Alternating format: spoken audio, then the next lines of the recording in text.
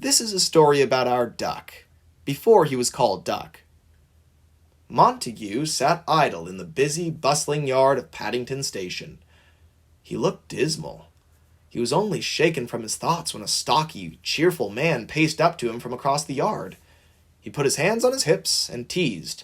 "What's this? Have I got the right pannier?" Montague replied glumly. "You do? Why?" "Well, why, my Montague's never this subdued.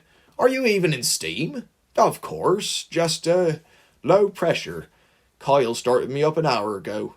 The driver raised a bushy eyebrow. "A whole hour? Well, you should be very eager then. I bet you've mapped out the whole shunting plan already, haven't you? You've got a good view of the yard." Montague only sighed and looked away. "No, I'm sorry to say I haven't planned a thing." The driver drew in closer, his concern mounting. "Okay, what's wrong with you, Monty? You're starting to worry me." Montague groaned quietly. The last thing he had wanted to do was make a spectacle. He had tried to keep quiet, and had succeeded for several months. Most engines and staff would leave him be, or take him at his word when he said, "I'm fine." But his driver was Siebert Sellerman, the undisputed poker champion of Paddington Shed. He could read anyone like a billboard. More importantly, he was the man who had once stopped his entire train to rescue a cat from a tree by the line side. He was incapable of ignoring someone in distress. So Montague spoke his troubled mind at last. "Oh, it's nothing substantial, driver, just, my performance of late." "Your performance? It's been superb, as always. I should know. I'm with you every second of every day." "Indeed. And yet you haven't noticed." "That can't be." "Notice what? What are you on about, old boy?" "Sir, it's my waddle." The driver had to stifle a chuckle. His hand flew to his mouth reflexively to conceal the smile. "Your what?" Montague lost patience, and soon afterward reserve as well. "I waddle, driver, back and forth, side to side. Other engines can see it from a mile away." The driver's shoulders slumped under the weight of his own empathy. He soothed. "Montague, I hear it from every engine I meet. They can't all be delusional, can they? There's something wrong with me." Montague's driver pondered carefully. "I have noticed." "Ah, you too! That's it then." "Now, Montague, hold on. I've always known. We've been working together for almost a year now. What sort of a driver would I be if I didn't know my engine inside and out, huh?" Montague's bitter frown lessened a little, upon realizing that his insinuation might have been insulting. He had the greatest respect for the man who drove him, and indeed all railway seniority. He had to clarify. "I never meant to suggest that you were at all negligent, sir. I would never suggest that.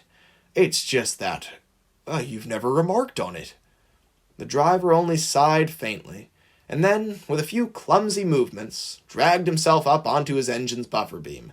He leaned against the sandbox and made himself comfortable. He patted his engine sympathetically on the running plate. "Montague, I've worked on this railway for 24 years. You know what a long time that is?" Truthfully, Montague couldn't fathom it. He'd only existed for a single year, and it felt like so much had already happened. But he answered as respectfully as he could. "A very, very long time." "Indeed. I've driven many engines, of many types. But none of them have been as good at their job as you are. You're quick to start, precise to stop. You never waste your coal and water, and you never quit, even when it's been 3 days straight and not so much as an hour's rest.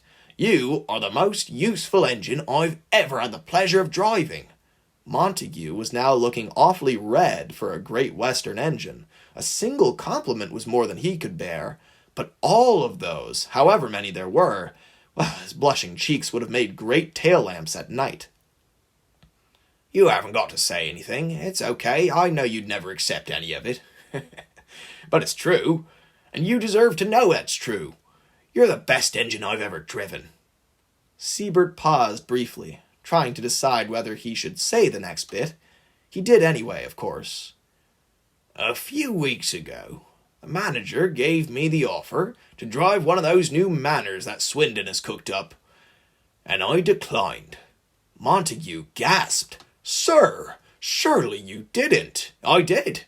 I've never done that before. I always take a promotion. But no promotion trumps you, Monty. And that's why I don't care about your waddle. You've never let it stop you before. It shouldn't stop you now." Montague smiled slightly, for the first time all day. It was a glowing review, the kind he worked night and day to receive. But while it was nice, recognition wasn't the only reason Montague worked so hard. In fact, it was a rather secondary motivation compared to the most important goal of all. "I'm a Great Western engine, and that means I must provide our passengers and our clients alike with the best service possible. This is Paddington, one of the greatest stations in the world, on the greatest railway in the world. It deserves the very best, and I'm not the best." And he said that last part in a heartbreakingly quiet tone. His driver's compassionate smile faded. It was replaced by a frown. He looked stern, almost angry. But it wasn't directed at Montague. It was directed at what Montague believed, a belief that he knew was tearing him up on the inside. Siebert was a Great Western veteran through and through. He knew what his railway stood for. "And why's that? Just because your axle is bent, is that it?" "Well, yes. It makes me defective. I work hard, yes, but a pannier with 3 good axles could work even harder." Siebert just shook his head, his disagreement written in every wrinkle of his brow and gesture of his body. "It doesn't work that way, Monty. It's not about the hand you're dealt. It's about what you do with that matters." "The hand you're dealt? Well, what does that mean?" The driver shrugged and explained.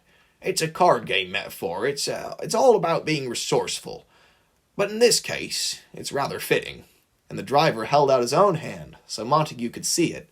Then he reached over with his other, and with one flicking motion pulled the glove clean off of it. Montague stared for a long time, unsure of what he was seeing. The engine made a strange face. "Your hand, it's not like most people's hands." He wasn't sure what else to say. Truly, there was no remark he could make that sounded polite. But his driver chuckled. "Well, that's because it isn't real," and he knocked it on the engine's smoke box. Sure enough, the hand rang out as if it were made of wood, because it was. Looking closer, Montague realized that the fingers weren't even articulated. They were frozen in one position, and hadn't the faintest hope of gripping anything. "Well then, you've only got one hand, really." "Well, not quite. I mean, this prosthetic is more useful than you'd think upon first glance, if you're clever with it. But yes, I do almost all my work with my left." Another question creeped down Montague's funnel. It seemed like another rude question. He did so detest being rude. But he valued being honest even more. "Do the other men know that your hand is inauthentic?" Siebert just chuckled heartily. Montague was relieved to see that he wasn't offended. "I know about it, my dear engine. The Great Western Railway made me this hand." Montague was beyond surprise. He knew that Swindon Works could fix engines, but he had never even considered that they might also fix people. "Well, when did you first lose your hand? If you don't mind me asking, of course." The driver sat further back on the running plate and exhaled. The memory was clearly painful, but also far off. The sting had almost worn off by now. Almost.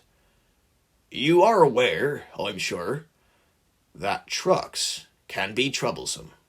Montague went agape at this. Siebert carried on. "And paired with a careless shunter, they are menaces indeed. Well, I placed my arm where it shouldn't have been. 2 buffers came together, and well..." He knocked his hand on Montague's lamp iron. It made a very interesting clang. Montague pondered his words. Ever the scholar of history, he immediately started assembling a timeline in his mind, based on everything he knew about Mr. Siebert Cellerman. "You haven't been a shunter for 20 years, sir." Siebert smiled. His face displayed pride and gratitude in equal measure. "Well, the railway was loyal to me, and I was loyal back. It wasn't easy, working my way up with one hand tied behind my back. He stifled a chuckle at his own joke. But the company gave me every opportunity, because I tried hard and I gave it my all. Montague's sad eyes shimmered a little. His frown grew lighter as he considered the words. There were many people at work on the Great Western Railway. Some were signalmen, others were gangers, and many still were porters or cleaners or firelighters. And so far as he could tell, they had all had two fully functional hands. And yet, his driver was respected and admired by all of these men. The wooden hand hadn't made a lick of difference. "Is that so? But I thought they'd cast me aside." "And why ever would you think that?" "Well, it's just... this railway is so standardised. Everyone is meant to look the same, to operate the same, and be maintenanced the same. That's our strength." "No, Monty, no it isn't." And he paused, wondrously. "Our strength is that we all share a common goal, a vision for what our railway can be. You love that green paint of yours, don't you?" "I'm honoured to wear it," said Montague with the greatest possible earnesty. "As does every engine on this network. And it's not because they all want to fit in. It's because they all believe in the same thing, making this railway the fastest, cleanest, most efficient public service it can possibly be. None of us are exactly the same, not one of us. But we all have the same dream." Montague's eyes twinkled, a sweet smile emerging on his relieved face. "So, you really think that I can serve the railway proper, even with this bum axle of mine?"